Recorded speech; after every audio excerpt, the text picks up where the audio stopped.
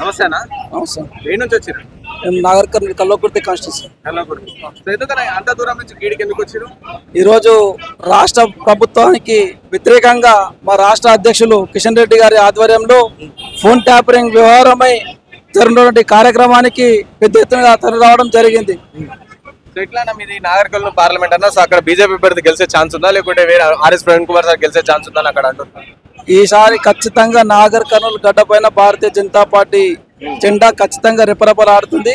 400 సీట్లు ఏవైతే ఉన్నాయో ప్రధానమంత్రి గారు అన్నటువంటి ఆ యొక్క ప్రధానమంత్రి గారికి 400 సీట్లలో మన నాగర్ కర్నూలు సీట్ ఒకటి ఖచ్చితంగా ఉంది. కానీ అక్కడ చూసుకుంటే ఈక్వేషన్ లో బీజేపీ లేదు, కాంగ్రెస్ వర్సెస్ బీఆర్ఎస్ ఉంది అక్కడ పోటీ అని చెప్పేసి అంటారు.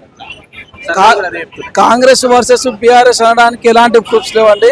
ఖచ్చితంగా భారతీయ జనతా పార్టీ అభ్యర్థి మా భరత్ ప్రసాద్ అన్నగారు ఖచ్చితంగా గెలుస్తుండు. యువకుడు, యువ నాయకుడు, యువకులకు భారతీయ జనతా పార్టీ ప్రాధాన్యత ఇస్తుంది కాబట్టి యువకులు మొత్తము ఒక్క తాటిపైన వచ్చారు. జాతీయత భావంతో దేశం కోసం, ధర్మం కోసం నరేంద్ర మోడీ గారిని బలోపేతం చేయాలి, గెలిపించాలన్న ఉద్దేశంతో యువకులకు అవకాశం ఇవ్వడం జరిగింది. సో దేశం కోసం, ధర్మం కోసం అని బీజేపీ పార్టీ అంటే, కానీ ముస్లింలను పక్కదారి పెడుతుంది, ముస్లింలను అసలు దేకదు అని చెప్పేసి కూడా కొన్ని వాదనలు. భారతీయ జనతా పార్టీ ఎప్పుడూ ముస్లింలకు వ్యతిరేకము కాదు. ముస్లింలలో ఉన్నటువంటి కొన్ని చట్టాలు ఏవైతే ఉన్నాయో వారికి వ్యతిరేకంగా ఉన్నటువంటి చట్టాలను తీసి వారికి అనుకూలంగా చేయడమే భారతీయ జనతా పార్టీ లక్ష్యం. వారికి సమాన హక్కును, వాళ్ళు కూడా భారతీయులను గుర్తించి వారికి సమాన హక్కును కల్పించేటువంటి పార్టీ, సమాన హక్కులను గౌరవించే పార్టీ భారతీయ జనతా పార్టీ ఒకటే. మైనార్టీలను ఓటు బ్యాంక్ గా చూసినటువంటి పార్టీ కాంగ్రెస్ పార్టీ మాత్రమే. ఆ యొక్క ఓటు బ్యాంకును చూసినటువంటి కాంగ్రెస్ పార్టీకి వాళ్ళ యొక్క చట్టాలను సవరించి మైనార్టీ ప్రజలకు న్యాయం చేయడమే భారతీయ జనతా పార్టీ లక్ష్యం. త్రిపుల్ తలాక్ కావచ్చు, ఎన్ఆర్సీ కావచ్చు, క్యాబ్ బిల్లు కావచ్చు, ఇట్లా ప్రత్యేక అంశాలను తీసుకుంటే మైనార్టీల కోసమే పనిచేసేటువంటి party Bharatiya Janata party. So మీ నాగర్ కర్నూలు నియోజకవర్గంలో ప్రధానంగా అంటే అందరు పబ్లిక్ ఫేస్ చేసే ప్రాబ్లమ్స్ ఏందన్నా?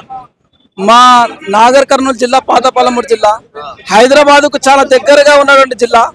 మాకు హాస్పిటల్ లేవు, సరిగ్గా రోడ్లు లేవు, గ్రామాల నుంచి ఓనికి తాగునీటి సదుపాయం లేదు.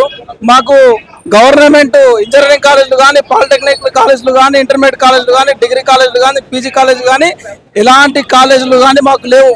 మా నాగర్ కర్నూలు హైదరాబాద్ దగ్గర, మా నాగర్ కర్నూలు నుంచి నల్లగొండ దగ్గర, మా నాగర్ కర్నూలు నుంచి మహబూబ్ నగర్ దగ్గర, నాగర్ కర్నూలు నుంచి కర్నూలు దగ్గర, నాగర్ కర్నూలు నుంచి కల్వకుర్తి నుంచి హైదరాబాద్ కుసవేటు దూరం ఉన్నటువంటి ఈ ప్రాంతం మా నాగర్ కర్నూలు జిల్లా. సో మీరు వాటర్ ప్రాబ్లం అన్నారు, కానీ గత ప్రభుత్వం బీఆర్ఎస్ పార్టీ ఏదైతే సో అది కాళేశ్వరం తీసుకొచ్చి ఇంటింటికి నల్ల తీసుకొస్తాం, ఇంటింటికి మంచినీళ్ళు ఇచ్చిన ఘనత మాది అని చెప్తుంది. ఇంటింటికి మంచినీళ్లు ఇచ్చినామని జబ్బులు జరుపుకుంటారు కానీ ఎక్కడ గుటంగా సరిగ్గా తాగనికే నీళ్లు రాలేవు. వాళ్ళు ఏవైతే ఉన్నాయో అభివృద్ధి పేరు పైన దోసుకొని తినరు తప్పితే ప్రజలకు న్యాయం చేసిన దాఖలాలు లేవు. సో మీ ఎంపీ అభ్యర్థి చెప్పారా అంటే ఇవన్నీ ప్రాబ్లమ్స్ సాల్వ్ చేస్తా అని చెప్పారు ఒకవేళ గెలిస్తే?